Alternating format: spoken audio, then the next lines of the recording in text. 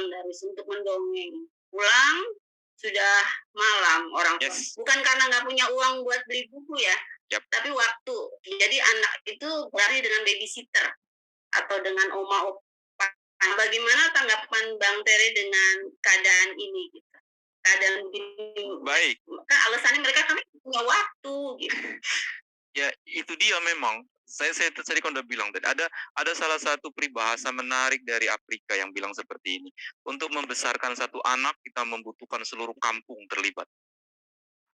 Untuk membesarkan satu anak bahkan boleh jadi kita membutuhkan keterlibatan seluruh negara biar nanti besok lusa kita punya generasi penerus yang baik.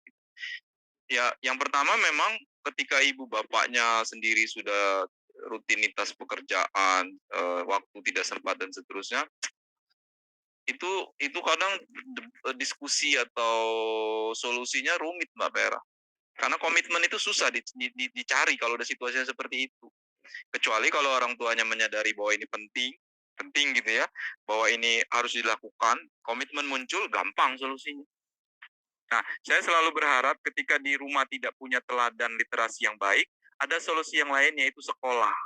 Dikunci lah di sekolah-sekolah, sekolah TK, sekolah SD, itu bisa jadi teladan literasi yang baik. Caranya gimana? Misal ada sekolah yang punya pojok literasi, ada satu anak suka baca, dia mulai meracunin teman-temannya. Kok baca buku tuh seru? Oh, baca buku tuh seru. Ibu bapak guru mulai mewajibkan mereka membaca buku satu bulan berapa. Di sekolah diadakan festival literasi misalnya. Ada loh Mbak, sekolah itu yang punya festival literasi seru sekali. Jadi setiap tahun mereka merayakan festival literasi, lantas dibacakan di panggung. Anak yang paling banyak meminjam buku di perpustakaan, Putri, gitu, tepuk tangan semoga. Anak yang paling sering, yang paling sering riset, sering menulis resensi dan seterusnya. Dan itu kadang hadiahnya seru-seru. Saya pernah menemukan di STT Telkom, tapi ini memang kuliahannya, anaknya sudah level mahasiswa. Saya pernah datang ke acara penghargaan mereka, bahkan hadiahnya itu laptop yang mahal-mahal gitu loh, Pak. Itu kan, walaupun itu memang di-trigger dengan hadiah, tapi minimal besok lusa mereka mau terus membaca dan menyadari bahwa itu bermanfaat, itu pun dampaknya akan signifikan. Kurang lebih begitu, Mbak Vera. Ya, terima kasih Bang Darwis. Jadi memang berarti orang tuanya ya, ini mau gimana nanti anakku nanti gitu ya. Ya, tuh. Terus satu lagi nih dari saya nih Bang Darwis.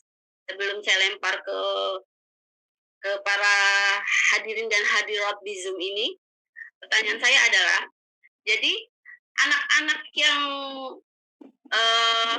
katanya pengen nulis, pengen bisa nulis, mereka bilang gini, ini gue lagi latihan nulis loh, latihannya dikit-dikit aja dulu, nge-tweet, nulis di Instagram, komen-komen iniin artis, kan gue latihan nulis, nanti lama-lama juga nanti itu bisa. Saya paham. Anak-anakku sekalian, menurut saya, celotehan media sosial itu bukan bagian dari tulisan. Itu celoteh sebenarnya. Jadi itu sama seperti percakapan verbal. Jadi update status, tweet, dan seterusnya. Itu adalah sebenarnya percakapan lisan yang kita tekskan. Ngerti kan ini maksudnya ya? Beberapa ahli tentang komunikasi juga pendapatnya begitu. Jadi mereka bilang kita nge-tweet itu betul tertulis bentuknya, tapi itu lebih cenderung ke arah lisan celoteh yang kita jadikan teks. Tapi Bang Tere, aku kan memang lebih suka ngupdate Twitter, ya oke lah, fine, no problem. Karena memang semakin kesini juga, walaupun itu dibilang bukan karya literasi, ada loh Mbak buku yang dari kumpulan postingan Twitter. Jadi buku toh. Nah, ketika dia jadi buku, maka konkret sudah dia adalah bagian dari literasi. Ada juga yang merilis buku-buku puisi dari postingan Instagram. Jadi buku loh Mbak. Ketika dia jadi buku Mbak, itu sudah literasi. Anak alay misalnya yang suka nulis misalnya, apa kabar kamu dengan 4 kamu gitu ya. Kita boleh jadi mentertawakan, boleh jadi Mbak Vera ya. Tapi kalau mereka nanti menerbitkan buku itu dalam bahasa alay, jadi sudah itu buku, itu sudah produk literasi Mbak Vera. Jadi kalau teman-teman memang di rumah mau bilang, aku kan hanya bisa ngupdate status Twitter, silakan. Itu bisa jadi buku kalau kamu betul-betul serius Tapi kalau hanya untuk ngeles doang gitu ya, argumen bersilat lidah, kan banyak anak-anak kalau dibilang banyak baca buku. Aku kan baca buku juga lewat mana gadget. Apa yang dibaca di sana TikTok segala itu enggak masuk ya anak-anak adik-adik sekalian. Kamu nulis, aku kan udah nulis apa Twitter, apa isinya ya gitu-gitu doang. Itu enggak. Karena beda sekali antara yang nanti diseriusin memang pengen literasi medsos namanya ya, atau dengan yang memang ya begitu saja. Nah, adik-adik sekalian, di jangka panjang, di masa depan, kita tidak bisa menipu kualitas kompetisi dengan hanya bersilat lidah, berargumen kosong, dan seterusnya, dan seterusnya. Karena sejatinya, ketika anak-anak itu memang punya literasi yang tinggi, dia akan berbeda sekali dengan teman-teman. Kurang lebih begitu Mbak Pera, kita buka sesi tanya-jawab. Terima kasih. Ya, kita buka dulu. Mbak Hilda dari Gramedia, silakan membuat antrian. Siapa saja yang mau bertanya. Yang mau bertanya, acungkan tangan. Angkat tangan. Nanti Mbak Hilda yang atur antriannya ya. Acungkan tangan ya. Acungkan tangan. Mbak Hilda, silakan tampilkan di layar siapa yang sudah terpilih. Siap. Ya, nanti tinggal urutannya jadi terlihat.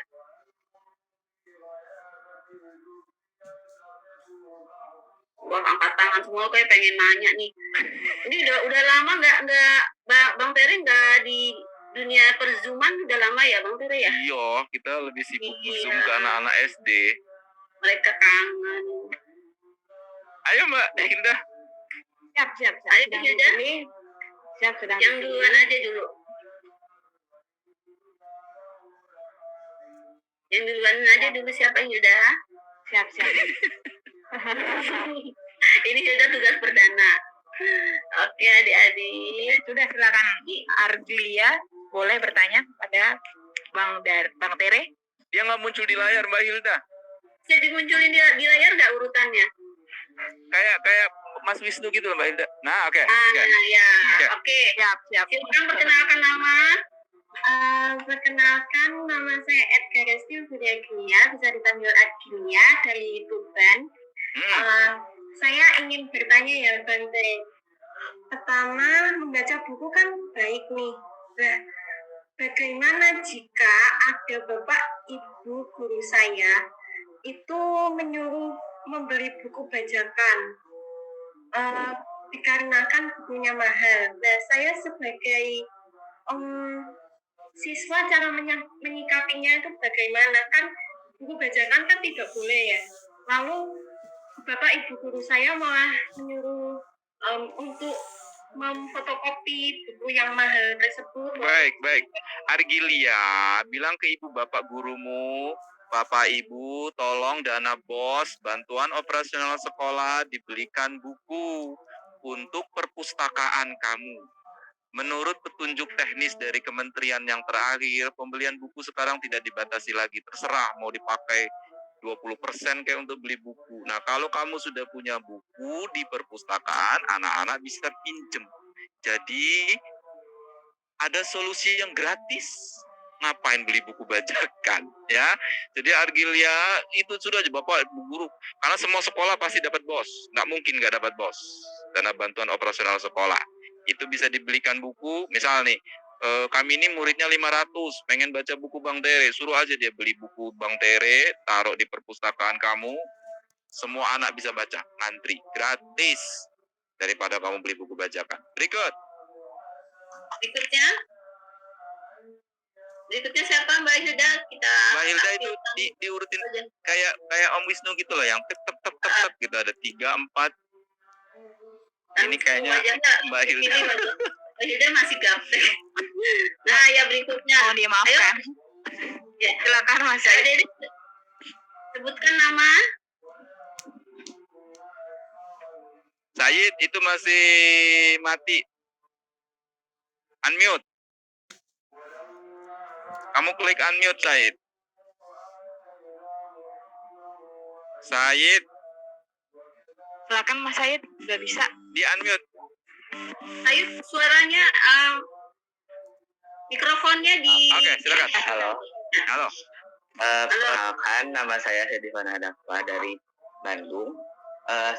Aku kan lagi belajar nulis itu, tapi kadang waktu baru nulis beberapa paragraf itu suka idenya suka tiba-tiba bukan idenya habis, tapi kayak bingung gimana cara nyajiin imajinasi ke tulisan itu, tipsnya gimana ya? Makasih. Said, jangankan kamu Said, Om Tere aja yang sudah nulis 25 tahun, 30 tahun, ketika nulis juga kadang idenya hilang atau lenyap atau tiba-tiba bingung. Artinya apa Said? Semua orang ngalaminnya. Nah, pertanyaannya sekarang adalah kamu mau mengatasinya dengan terus menulis atau ngalah berhenti sudah? Kalau Om Tere clear sekali ketika mentok atau ketika idenya kemana-mana dan seterusnya, saya akan bilang, saya akan terus nulis, saya cari solusinya gimana. Kalau sekarang lagi kesel, besok dilanjutin. Kalau sekarang lagi mentok, cari sesuatu, nonton, kemana, kayak nyari ide inspirasi, besok dilanjutin.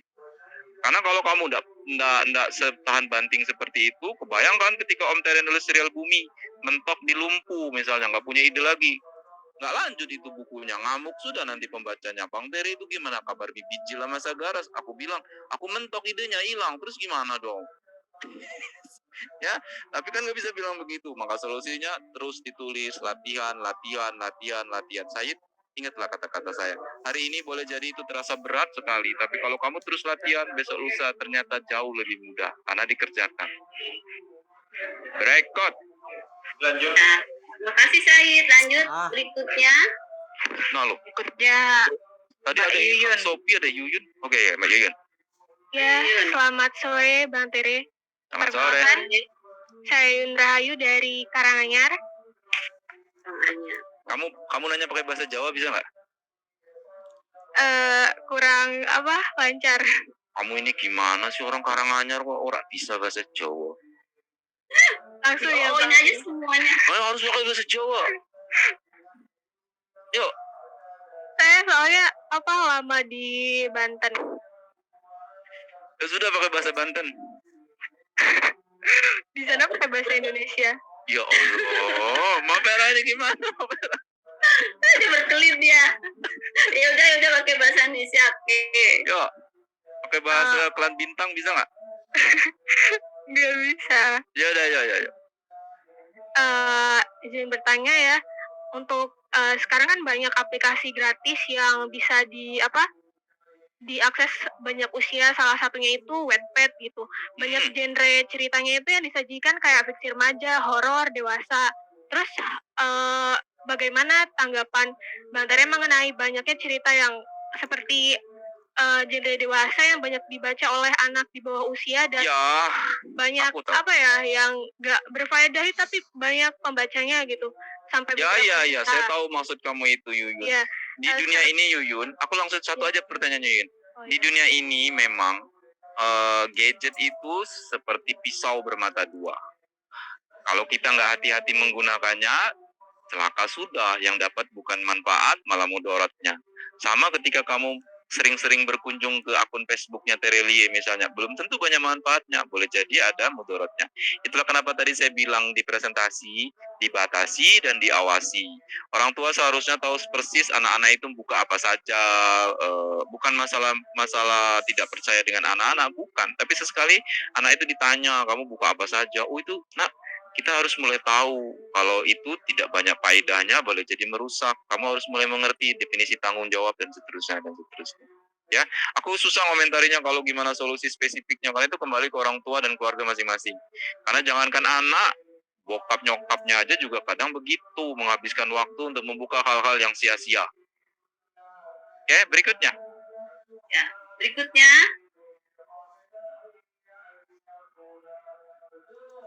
Siapa yang raise hand?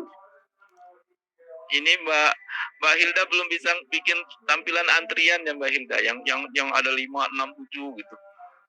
Ayah ini Kang Pocong, kamu sambil ngerokok lagi nih.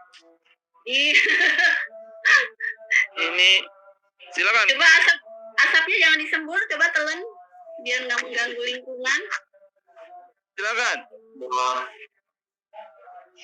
Halo. Ya. Assalamualaikum Bang. Waalaikumsalam. Waalaikumsalam. Saya dari Madura. Ya, nama siapa? Irham Sofi. Ya, apa pertanyaanmu langsung? Mas Ilham, boleh minta tolong nggak rokoknya dimatikan dulu? Boleh ya? Saya. Saya Irham Sofi. Ya, Oh, ya yang silakan. Sofi. Ganti, minta tolong Oh, waktunya. ganti. Oh, orangnya beda. Iya, silakan. Terima kasih atas waktunya Bang Tere ataupun Pak Darwis. Baik, apa pertanyaanmu? Sebelumnya saya cuma mau bertanya kira-kira untuk meningkatkan minat baca di pondok pesantren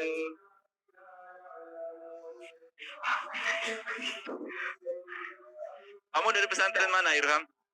Jangan-jangan saya kamu pernah dari kedatang. Madura. Ya di mana Kira-kira pesantren? pernah ke Pesantren Madura, itu Mas? Aku pernah ke Sumeneb yang gede itu aku pernah. Apa pesantren paling gede di Sumeneb itu? Al Amin Perenduan apa itu? Membaul bata-bata. Modu, dekat sama Suramadu itu. Oh, kamu lebih gitu kayak. Kamu pertanyaannya adalah bagaimana meningkatkan minat baca anak-anak di pesantren gitu ya? Oke. Ya, soalnya banyak yang baca kitab Pak Darwis. Irham, baca kitab itu juga baca buku. Oh, iya. Kamu keliru, Terima kamu kasih, ini Pak. gimana? Terima kasih.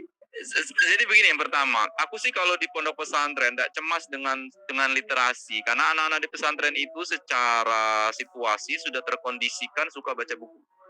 Alhamdulillah, ya, Bu. Karena kalian itu yang pertama tidak boleh bawa handphone, tidak boleh, ya kan? Jadi Iya, hiburan Pak. satu-satunya baca buku. Jadi dan jangan keliru, kamu membaca kitab kuning pun itu membaca buku, Irham. Kitab kuning yang kamu pelajari itu juga bagian dari baca buku. Saya kan dulu pernah posting di media sosial saya, bahkan saya pernah bilang sebenarnya baca buku seperti novel ataupun buku-buku ringan itu hanya ada di urutan ke-10 dari membaca buku. Atasnya itu ada baca kitab suci kamu, baca buku agama, dan seterusnya, dan seterusnya, dan seterusnya. Jadi komentar pun udah banyak, lanjutkan saja, banyak-banyak baca kitabmu itu. Siap, Ya, Pak. besok. Sebelumnya instruksi lagi, Pak. Instruksi lagi, Pak. Ya, Kira-kira untuk biasanya yang mengadakan kunjungan ke setiap sekolah itu melalui apa, Pak? itu kamu sering-sering cek aja di medsos saya, ada pengumuman membuka seleksi. Jadi kalau kamu udah baca, nanti ikutin aja prosedur pengajuannya. Kalau sekolah mau beruntung, boleh jadi kamu dikunjungin sekolah. Ya, amin. Ya, kurang lebih begitu. Doakan, Pak. Yo, Ya, Pak. Terima berikutnya, kasih, Pak. sama-sama. Terima kasih, Bang Ilham. Saya minta maaf ya tadi yang saya lihat di layar wajah orang lain ya, Bang Ilham ya. Terima kasih, Bu. Ya, berikutnya, ya Mbak, silakan. Assalamualaikum warahmatullahi wabarakatuh. Waalaikumsalam warahmatullahi wabarakatuh. Waalaikumsalam. Nama saya Hamidin Swiniar dari Lampung. Kamu Lampung di mana? Kalau kuliahnya di Bandar Lampung, kalau tinggalnya di Lampung Tengah. Lampung Tengahnya di mana? Lampung Tengahnya di Kalirejo. Oh, Kalirejo. Saya kan 3 tahun di Lampung. Ya, silakan, apa pertanyaanmu?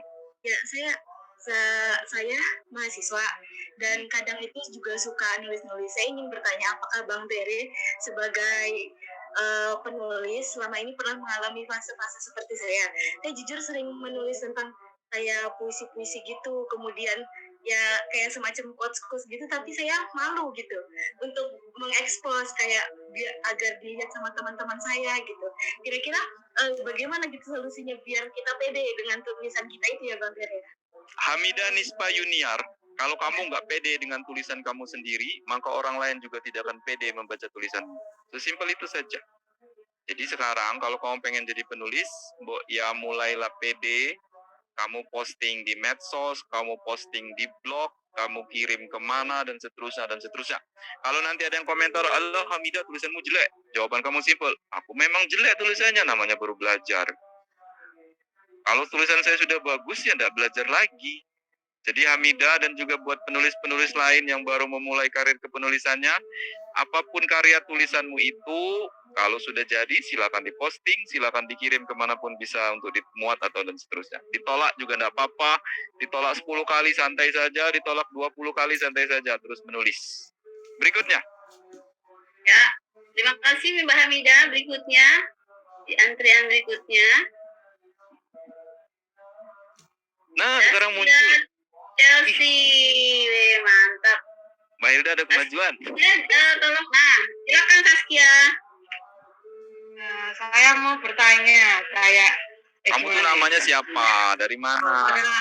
Saya grogi ya, benar. Kamu grogi? Namamu grogi? Bukan Pak. Oh, tak kira namamu grogi. Saya kira Grogi Saskia Nervous. Sungkar. Ini perkenalan dulu ini. Ya, Iya. Perkenalkan, nama saya Zaskia Chelsea, asalnya dari Solo. Oh, yang dari Inggris ya, Bang. Chelsea ya, Bang. Ya. Silakan. Saya mau Zaskia. bertanya, saya dapat ide-ide cerita itu dari mana ya? Kan saya sering itu ya, Pak punya ide cerita, baru kemarin ingat, terus sekarang seketika lupa gitu. Dapat ide itu dari mana? Zaskia Chelsea, ide paling banyak itu kalau saya dari perjalanan. Sumber ide itu ada 3 kalau saya ya. 1, banyak-banyak baca buku. 2, banyak-banyak bertemu dengan orang lain. 3, banyak-banyak melakukan perjalanan. Nah, biasanya yang sangat efektif memunculkan ide di kepala saya itu adalah melakukan perjalanan. Ketika lagi melakukan perjalanan di mana tiba-tiba kepikiran aku pengen nulis novel, jadilah dia tentang kamu. Tiba-tiba lagi ketemu di mana nemu sesuatu yang menarik, aku pengen nulis sesuatu, jadilah dia rindu, jadilah dia janji dan seterusnya dan seterusnya. Suatu saat saya tiba-tiba berkelana ke kelan bintang, ya saya nulis serial bumi dan seterusnya dan seterusnya. Itu pertemuan semua itu. Kalian mungkin nggak tahu, aku sudah bertemu dengan Ali, Raib, Sally, dan kawan-kawan.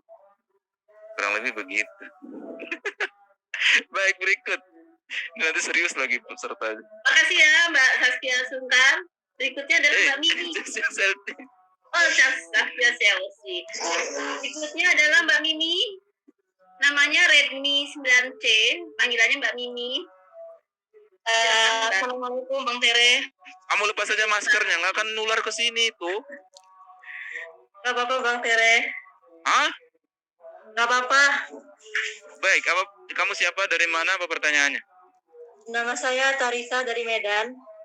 Kamu tahu, tanyalah dalam bahasa Medan kau itulah. Yang kental bahasanya, yang medok gitu loh. Medannya keluar lah. Oke, siap-siap. Jadi Bang Tere, aku nih mau nanya Bang Tere kan? Abang Tere kalau bikin novel tuh kok nggak ada satupun yang ada profilnya biodata gitu. Penasaran? Dia ini mau nanya atau mau marah-marah sebenarnya. Tapi tadi katanya bagi novel Medan, Bang. Ya, tapi kan nggak marah-marah gitu. Oh, Begini, Prof, gini. Sejak awal saya nulis novel, saya memang tidak berniat pakai nama asli saya, dan saya tidak berniat naruh nama profil, biodata dan seterusnya. Kenapa tidak ditaruh Bang Tere? Karena tidak mau aja. Kan banyak hal di dunia ini cukup dijawab dengan tidak mau gitu, selesai. Kenapa nggak mau? Ya tidak mau aja, selesai. Nah, kalau mau lebih detail lagi penjelasannya, simple. Novel itu kadangkala tidak ada korelasinya dengan siapa yang menulis. Beda kalau kamu nulis buku kedokteran. Kalau kamu nulis buku kedokteran harus jelas, ini yang nulis dokter siapa, lulusan mana, apa profilnya, pernah ngapain saja, dan seterusnya. Biar yang baca yakin 100% bahwa buku itu tidak akan menyesatkan. Atau kalau kamu baca tentang panduan memperbaiki mobil misalnya, harus jelas penulisnya siapa, profilnya siapa, pernah berapa tahun belajar memperbaiki mobil, dan seterusnya dan seterusnya. Biar yang baca mantep, ini nggak sesat ilmu yang diajarkan di situ. Tapi novel, apa pentingnya coba saya tulis di situ? Saya nulis tentang novel Rindu, Perjalanan Haji tahun 38. Harus saya tulis di situ. Penulis adalah orang yang pernah melakukan perjalanan haji tahun 38. Nggak penting kan? Siapa pula yang pernah naik haji tahun 38? Karena itu fiksi. Jadi tidak ada memang profilnya. Tapi bukan berarti saya misterius. Ada kok, fisiknya nih muncul orangnya. Ya Mbak Vera ya. Beda kayak Ilanatan. Kalau Ilanatan nggak tahu kan? Margate nggak tahu kan? Ilanatan tuh boleh jadi Mbak Vera yang nulis, nggak tahu kalian. Enggak lah. Oke Bang, terima kasih Bang. Sama-sama, berikut. Berikutnya Mbak Ajeng, silakan. Terima kasih Mbak Redmi. Mbak Ajeng silakan. Assalamualaikum warahmatullahi wabarakatuh. Waalaikumsalam warahmatullahi wabarakatuh. Perkenalkan, nama saya Ajeng dari Mojokerto. Woi, Mojokerto. Ya, Kamu pakai bahasa Jawa, Jawa yuk. Timur ya? Jawa Timur ya, Mojokerto ya? ya. Saya mau bertanya, Kak Tere kan karya-karyanya sudah banyak dan sudah booming nih di kalangan para remaja saat ini. Nah, langkah awal Kak Tere ini memulai karir untuk menerbitkan buku sampai bisa sesukses ini itu apa, dan apa motivasi kakak untuk menulis sampai bisa sesukses ini? Terima kasih. Kalau langkah awal sih saya pikir sama dengan banyak penulis lain. Bagaimana caranya? Ketik novelnya, selesaikan novelnya, kirim ke penerbit. Kirim ke penerbit, ditolak. Dulu Gramedia juga pernah nolak naskah saya, Mbak Vera. Hafalan Sholat Delisa ditolak sama Gramedia. Kirim lagi ke penerbit lain, ditolak. Sama Ajeng. Nyaris semua penulis itu ketika memulai karir kepenulisannya pasti pernah mengalami penolakan. Aku jarang nemu penulis top dalam artian dia produktif ya, bukan top terkenal atau apa gitu ya. Yang produktif, yang sekali ngerilis buku dia nggak punya masalah gitu jarang. Even J.K. Rowling pun juga mengalami masalah. Ya. Nah kalau kamu bertanya apa motivasi menulis buku, yang paling simpel itu karena saya suka nulis. Jadi Ajeng jawaban paling gampang karena saya suka saja. Kalau nanti dieksplor lebih detail tentang motivasi dan seterusnya, wah ini jadi panjang urusannya Ajeng. Kita bisa berjam-jam hanya membahas tentang motivasi. Tapi saya percaya bagi siapapun penulis yang pengen jadi penulis dan dia terus produktif, dia akan terus mengalami tantangan baru, menemukan definisi baru, menemukan motivasi baru kenapa dia pengen jadi penulis. Semakin tangguh motivasinya, maka semakin kuat dia menulis, apapun masalah di depan dia akan terus dilewati. Dibilang jelek, dia tetap nulis. Dibilang tulisannya nggak bermutu, dia tetap nulis. Bukunya dibajak, dia tetap nulis. Terus punya hater yang benci, dia tetap nulis. Dan seterusnya. Kamu akan terus bertransformasi menjadi penulis yang tangguh. Berikut. Makasih Mbak Ajeng ya. Berikutnya Mas Arifin. Panggilannya Arif atau Ibnu? Silakan Mas Arifin. Ya, silakan. Assalamualaikum Bang Ferry. Waalaikumsalam warahmatullahi. Dari mana nih Arif? Namanya Muhammad Arifin, asal dari Banda Aceh. Banda Aceh. Oh, Dari di mananya Banda Acehnya? Banda Aceh jauh. Di Gambaru. Wah kurang tahu saya. Pasar. Oke. Dekat Masjid Agung ya? Jauh. Oh jauh. Pasar mana dulu? Ada banyak pasar di sana. Iya, di salah satu pasar Bang. Silakan. Saya pernah nonton video Bang Ferry di YouTube yang di pesantren MBS Yogyakarta. Di akhir acara Bang Ferry bilang Bang Ferry akan bantu memforward naskah-naskah penulis pemula yang untuk di forward ke editor langsung, supaya editornya langsung gitu, wah ini naskah. Tapi Bang Ferry nggak sematkan kemana forwardnya. Karena kamu bukan peserta acara MBS. Karena kalau di MBS mereka tahu, tapi itu kan YouTube itu diposting sepihak oleh sekolah tanpa izin dari saya. Maka dia dibaca oleh banyak orang dan seterusnya. Seharusnya itu untuk internal di acara itu. Ada email dan segala macamnya. Tapi beginilah Arifin, saya kasih saran dan nasihat ini. Buat siapapun yang mau jadi penulis buku dan kalian pengen menerbitkan buku, kata kuncinya itu bukan bukumu terbit. Apa kata kuncinya? Kamu terus nulis. Ini kadang kebalik sekali penulis sekarang. Aku udah selesai jadi satu buku dan aku terus ngotot harus terbit buku itu. Dia lupa nulis buku berikutnya. Padahal penulis yang baik itu jadi satu buku, mau itu terbit atau tidak, dia sudah nulis buku berikutnya. Maka ketika dia kirim naskah itu ke penerbit ditolak oleh penerbit, dia akan bilang, aku kan nulis karena aku happy, bukan karena pengen diterbitkan. Ya enggak, Mas Arifin? Mas Arifin, di laptop saya saat ini, Mas Arifin, banyak sekali naskah yang sudah selesai, bahkan saya nggak tahu apakah akan saya terbitkan atau tidak. Yang kalian lihat itu mungkin hanya Sesuk, sudah selesai, Hello sudah selesai, Bibi Jill dan seterusnya sudah selesai. Itu mungkin terbit. Tapi di luar itu banyak sekali naskah-naskah yang ya kalaupun tidak terbit, no problem Mas Arifin, karena saya pengen jadi penulis itu karena suka nulis. Nah, tapi kalau kamu pengen banget diterbitin ya gampang, tinggal print sendiri, jilid sendiri, jadi bukunya. Nah, udah jadi. Tapi kamu nggak mau jadi seperti itu kan? Penulis yang baik itu dia produktif. Perkara besok lusa tembus atau tidak, terbit atau tidak, dikembalikan ke kamu. Lakukan yang terbaik, maka yang terbaiklah akan datang ke kamu. Ya, kalau kamu ikut di acara MBS itu pasti kamu tahu emailnya. Saya kasih di peserta itu.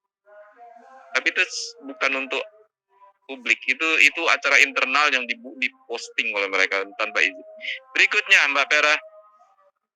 Ya, terima kasih Bang Arifin. Berikutnya Amira Faras. Silakan. Assalamualaikum warahmatullahi wabarakatuh. Selamat sore Mbak Vera dan teman-teman lainnya. Perkenalkan, nama saya Amira Faras dari Jawa Barat. Saya mau nanya nih Bang, sekarang kan udah banyak nih wadah Jawa Barat. Kumaha ada Mang? Orang Sunda Pak.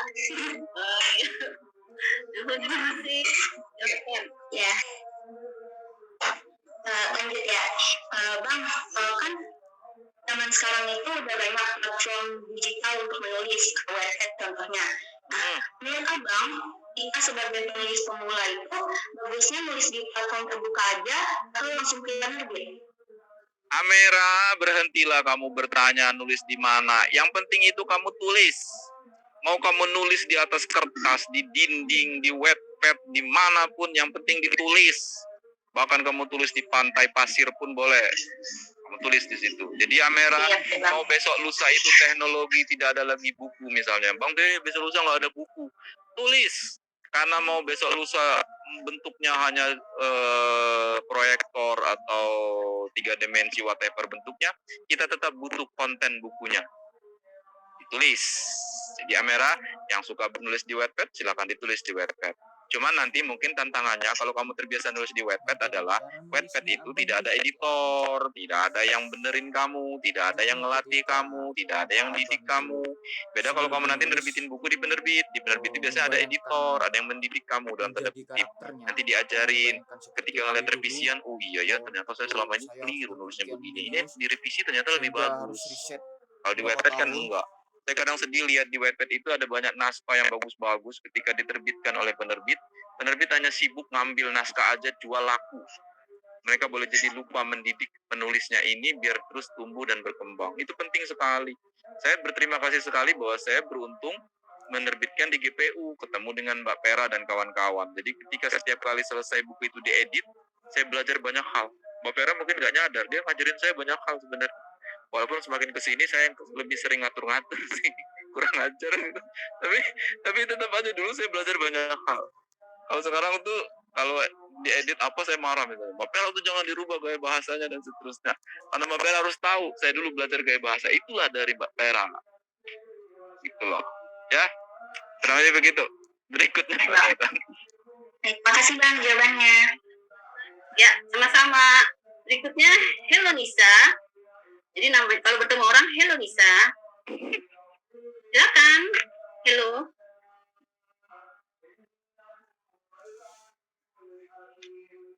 Halo Nisa. Ayo Nisa. Assalamualaikum. Waalaikumsalam. Kamu usia berapa Nisa? Nah, hilang Usia 12 tahun. Kamu usia 12.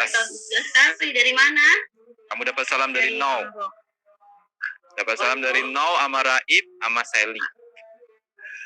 Mau jalan-jalan ke Jaramaras? Mau? Nanti dikirim serbuk api ya, kamu lewat salah satu api unggun di sana, kamu lempar, masukkan. Kasih, mau nanya Bang. Kenapa tertarik buat tulis genre fantasi dan gimana cara nyari ide yang benar buat benar originalnya? Kenapa saya tertarik menulis fantasi, Hello Nisa? Karena setiap kali saya melihat kamu dan teman-teman kamu lagi berada di toko buku atau lagi ngantri di mana berkerumun membahas apapun itu, kalian lebih banyak membahas tentang drama Korea, tentang boy band, tentang artis-artis Eropa dan seterusnya. Jadi saya mikir, kayaknya kalau saya nulis serial fantasi dan mereka baca, besok lusa giliran saya yang dibahas. Dan sekarang saya happy, saya sering dibahas sama anak-anak sekarang Mbak Vera. Jadi kalau saya naik angkot atau naik kereta KRL dulu sebelum PPKM ya, terus ketemu anak-anak perumunan masa SMP, dia akan bahas, itu Ilai kan hidup lagi, iya Ilai itu hidup lagi nanti gimana, dan seterusnya. Saya mau nyeletuk, iya Ilai itu hidup lagi. Terus kalian nengok, ini siapa bapak-bapak ikut ngobrol. Jadi Hello Nisa, itulah kenapa saya pengen nulis fantasi. Biar kalian punya alternatif bacaan. Seru ya bacanya Nisa? Seru banget. Kamu paling suka karakternya siapa? Tamus, Ali. tanpa Suara Ali. Wah kacau kalau kamu suka Ali. Anak nakal, Perempuan. anak bandel kayak gitu disuka siapa Mbak? Ini yang disuka itu Bad boy. Rai. Bad boy. Nanti lama-lama kamu suka Batozar lagi. Wah. Oke, terus masalah ide original, ya itu harus riset Nisa. Jadi dengan kamu riset, terus dengan riset itu artinya kamu mempelajari. Kamu cari tahu formula yang paling pas agar bukumu itu menarik, agar bukumu itu suka dibaca oleh anak-anak, seusia yang kamu sasar, nanti bukunya insya Allah disukai. Itulah kenapa Ali Raib Sally itu settingnya anak SMA, biar nanti anak-anak yang baca ngerasa, ini kok gue banget gitu kan ya. Atau malah ada anak SMA yang bilang, ih tahu nggak sih di sekolah kita tuh sebenarnya ada yang bisa menghilang, tapi dia nggak cerita ke kita aja. Ini jangan-jangan Nisa ini sebenarnya bisa mengeluarkan petir. Kita nggak tahu. Nah, coba cari di sini. Ada yang namanya Ali nggak di sini? Nggak ada. Ya berikut. Ditahan sampai NC aja ya Mbak Hilda. Ya, Sudah mau mepet. Saya mau ya, terakhir tanda nanti tangan. di NC. Ya. Terima kasih Nisa. Berikutnya Indah. Silakan Indah.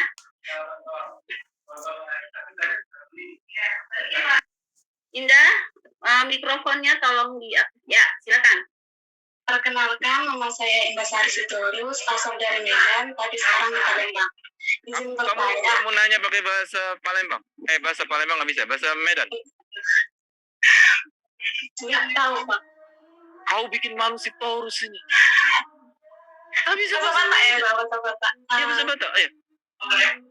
Bahasa Batak emang ngerti Bang apa artinya? Ngerti coba kamu tanya. Kalau nggak ngerti nanti saya tanya. Pakai bahasa Indonesia zaman nanti yang lain nggak? Alasan. Pinter. Yang ini pinter Mbak Pera ngelesnya. Iya, jago nih. Ya silakan. Bahasa Indonesia boleh. Nah, waktu udah lama sih Bang. Abang kan pernah bilang Gili bakalan dihidupin di serial Ila ya. Kira-kira serialnya kapan ya? Apa terbit?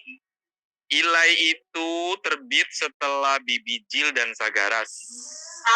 Jadi urutannya Bibijil, Sagaras, Ilai, Proxima Centauri 1, Proxima Centauri 2, Proxima Centauri 3, baru buku terakhir adalah Aldebaran. Ya, fase pertama. Nanti ada fase berikutnya dan seterusnya. Cukup ya, Indah? Mau nanya sekali lagi Bang. Hei, satu saja. Kan sekarang Abang di Gramet Madiun. Kira-kira ke Gramet Palembang kapan? Sudah kan Indah? Aduh, Indah nih Gimu. Nah, oh iya, Indah saya belum di sini, Pak. itu bukan masalah saya, Indah. itu masalahnya Indah. Tapi intinya begini, Gramedia tapi Palembang. Ada rencana, Pak. Gramedia Palembang itu salah satu kota yang paling sering saya kunjungi. Karena saya kalau pulang kampung ke Palembang. Kalau saya pulang kampung, biasanya saya mampir bikin acara di Palembang. Jadi kamu tunggu aja lah nanti Indah ya. Dan kali itu kamu pastikan kamu datang. Karena kamu udah minta ini, bawain saya pempek. Siap. Ya, siap dibilang Mbak Pera. Tolong siapin juga oleh-oleh buat Mbak Pera di Tekwan ya, Tekwan. Ya, Tekwan tuh. Oke, berikutnya. Waktunya udah mau mepet aja. Berikutnya Muhammad Rashidil. Assalamualaikum warahmatullahi wabarakatuh. Waalaikumsalam warahmatullahi wabarakatuh. Terharu sekali saya Bang. Terima kasih atas waktunya. Terharu sekali saya Bang bisa bertemu ya walaupun masih virtual. Sehat selalu Bang Terelie dan Mbak Pera. Thank you. Nah, ini pertama kali ya? Pertama kali? Iya pertama kali tapi ngaco terus Bang. Saya Muhammad Rashidil Fikri Alijri asal dari Jambi. Oh Jambi. Silakan. Ya, nah saya mau bertanya Bang Terelie, nak tanya kan nanti ada novel ke-11 tuh, cerita bola tuh Bang. Apa ya nanti tuh di ceritanya ada pemain dari dusun, main di Eropa atau mungkin di klub Liverpool jadi penerus Muhammad Salah. Nah, tanya itu Bang. Sebagai penggemar Liverpool, saya sangat berharap mainnya di Liverpool Bang. Baik. Ini sebentarin layarnya kenapa jadi begini. Oke, sip. Rashid, kamu betul sekali bahwa salah satu genre yang ingin saya selesaikan dalam waktu dekat adalah genre olahraga. Dalam ini mobil khusus sepak bola. Kamu betul sekali bahwa itu nanti judulnya 11. Kamu betul sekali bahwa itu nanti juga akan ada cerita tentang anak-anak. Jadi konsep 11 itu adalah 11 pemain dari seluruh Indonesia. Ada yang namanya pakai nama-nama lokal gitu, Brantas, dari Sungai Berantas, nanti jadi playmaker dia, tugasnya mengalirkan bola kemana-mana. Ada nanti pakai nama Karsten Pyramid yang ada di Jayapura dan seterusnya. Kamu terima kasih sekali sudah memberikan masukan agar dia bermain di Liverpool. Tapi boleh jadi dia tidak bermain di Liverpool karena saya mungkin akan membuat dia bermain di Manchester United. Waduh, kok jadi rivalnya Bang? Makasih. Ya namanya penulis itu kan bebas-bebas aja, Rasid. Ya, siap. Jadi ya lihat nantilah, Rasid. Terima kasih atas support dan dukungan. Terima kasih banyak. Baik, penanya terakhir Terakhir Nesya, Nasya, Emsia. Ya. Perkenalkan, nama saya Sekarwang Indonesia atau bisa dipanggil Nesya dari Depok. Saya sudah memiliki 2 buku antologi. Saya ingin bertanya, apa tantangan terbesar Bang Tere dalam merancang alur novel atau sebuah cerita, atau bahkan seperti novel bersekuel layaknya serial Bumi, Pulang Pergi, dan lain-lain? Apakah pernah merasa putus ide atau alur? Baik, Nesya, pertanyaanmu bagus sekali. Nesya, kalau mau diceritakan Nesya itu panjang sekali. Apalagi kalau kita mau ambil studi kasus satu persatu dari buku itu akan banyak sekali yang dibahas. Tapi kata kuncinya Nesya, latihan, dan latihan. Semakin terlatih kamu nanti, semakin ngerti sendiri gimana cara menghadapi masalah-masalah yang ada, tantangan-tantangan yang ada, problem-problem yang muncul. Karena kamu usianya berapa, Nesya? 11. Aduh, Nesya, usiamu 11 tahun sudah punya buku antologi 2. Om Tere dulu usia 11 tahun, Nesya masih lari-lari di lapangan, kerjaannya main bola, nggak jelas mau ngapain. Kamu 11 sudah punya buku antologi 2. Luar biasa sekali. Jadi dengan kamu terus menulis, terus produktif menulis, suka baca, Om Tere yakin sekali mungkin di usia 25-30, boleh jadi kamu sudah melampaui prestasi dari penulis-penulis lain. Ya, nanti kamu akan ketemu sendiri masalahnya. Jadi misal, kok aku nulis cerpen tiba-tiba jadi begini ya? Oh, ternyata nanti ngatasinya begini. Apalagi nanti kalau bikin serial misalnya. Kok aku udah terlanjur bikin begini, nanti gimana ngerevisinya? Udah terlanjur keluar begini, padahal nanti mau dirubah. Nah, itu. Jadi memang nanti akan butuh perencanaan, detailing dari awal, framework, dan seterusnya. Nanti kamu ngerti sendiri, Nesya ya. Om Peri berdoa sekarang. Semoga Nesya besok lusa jadi penulis yang produktif. Mari kita aminkan. Amin. Baik, terima kasih. Kurang lebih itu Mbak Pera. Karena di toko sudah cukup banyak peserta yang mau book signing. Sebagai penutup, tapi teman-teman yang di Zoom jangan live dulu ya. Kan iya. Nanti di handle sama Mbak Pera, betul. Ya, Bagi-bagi buku, bagi-bagi.